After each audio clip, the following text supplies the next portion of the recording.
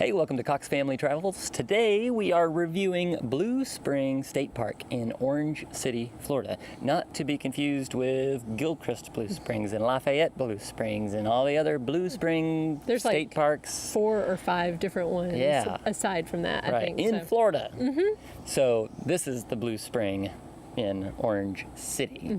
And we stayed there for, I think, 4 nights about a month ago. Yeah. Right? So we're going to tell you what we thought about it.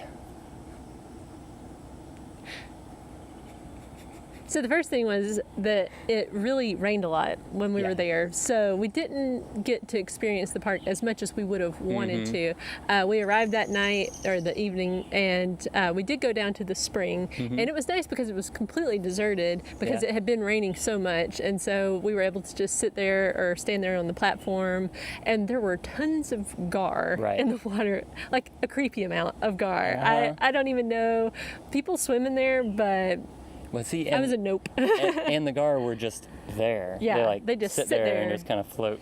Yeah. And that makes it even a little more creepy. It's like, why aren't you swimming? Are you waiting for us, like, to get in so you can all attack us? Right. Yeah. Like, hey, Bill, just stay still. They'll get in a second.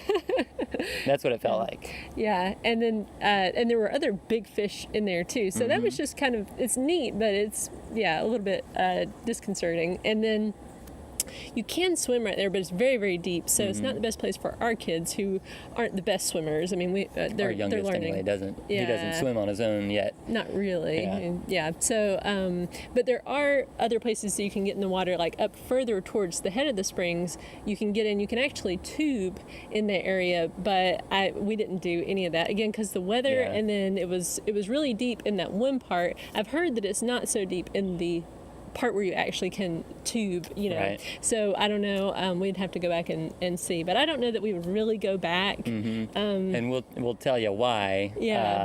The campground itself was nice. The road was paved. The bathrooms were brand new, like brand new, and so the laundry facilities were nice. They had a bathroom for families. Actually, it had a man, a woman, and a wheelchair. But basically, it was a big room that just had a toilet, sink, and a shower. Right. So if you had a couple of kids that you needed to take in there to shower, that way you're not worried about them getting out of the shower and going into the rest of the bathroom or having extra privacy. So that was really nice that was there.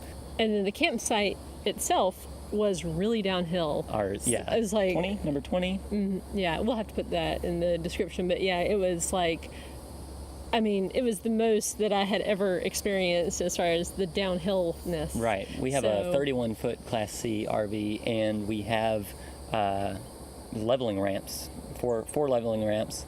And so we put them on the back, and we drove all the way up to the top, and it still did not bring us back level. So that's how bad it was. Yeah, and we're not even picky when it comes to level. No, we don't even use the leveling ramps, except for that time we used them. Yeah, it was like just because it was so bad. Yeah. Otherwise, we'd be like rolling out of the bed, trying to. It was awful. So not all the sites were that way, but number 20 was really bad. Yeah, and there were a good many that I felt like, ooh, I'm glad we didn't have that one. So I don't know, you'd want to be careful about which one you picked.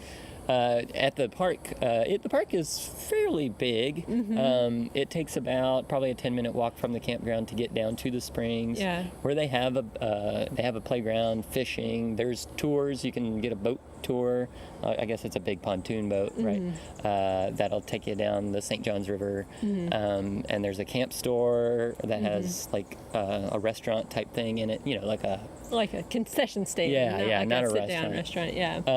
And then there was one trail that we took from down there that went out into the woods and then out into the open, and most of it was in the open. Nice morning walk in the rain. You having fun, Elijah? And then we got to the swamp, and it was really mosquito-y and bug-filled. We were trying to get all the way down to the St. Johns River, but those mosquitoes, we had sprayed with 40% DEET, and it didn't even touch those mosquitoes. So, So that was a trail that wasn't very family friendly. Yeah, I mean, like, I guess if you're like really hardcore and you were just by yourself, or with other hikers, Right. then maybe that would be fine. But yeah, with kids, it was like we were getting bit so much. It was like, okay, this is not worth it. Yeah. So. Yeah. But there is a bike trail that you can get on from the park, from the state park. You just go onto the main road there and you walk onto the bike trail, and it goes two directions.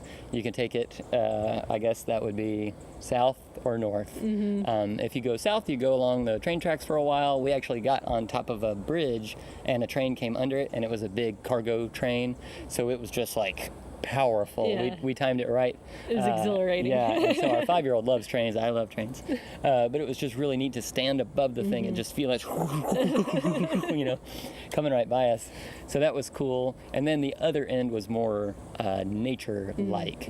But if you ride bikes, that's a great place to be able to do it. You just go down to one end, you can loop around and come right back. You don't have to worry about traffic. And I was going to say also, the park itself does fill up during the busier times, so just beware that there may be a lot of traffic at the gate. And I mean, if you're a camper, obviously you can still get in if you've got reservations, but it is something where a lot of people get upset because they'll go to it because they want to see the manatees, but they close the park and they will not let more people in. So just beware that that's a thing that you may contend with if it's manatee season. Yeah, which is during the winter. It basically. ends in early May, basically, Yeah. something like that. Yeah. Not that that's the winter in Florida, but that's when it does. So overall, like we said, I don't think we're going to go back. It's not really in a place where it's like a pass through to something else. Yeah. And just because of the lack of options Right. for us there. Right. But if you'd like to see the full review, we've got it over there at coxfamilytravels.com,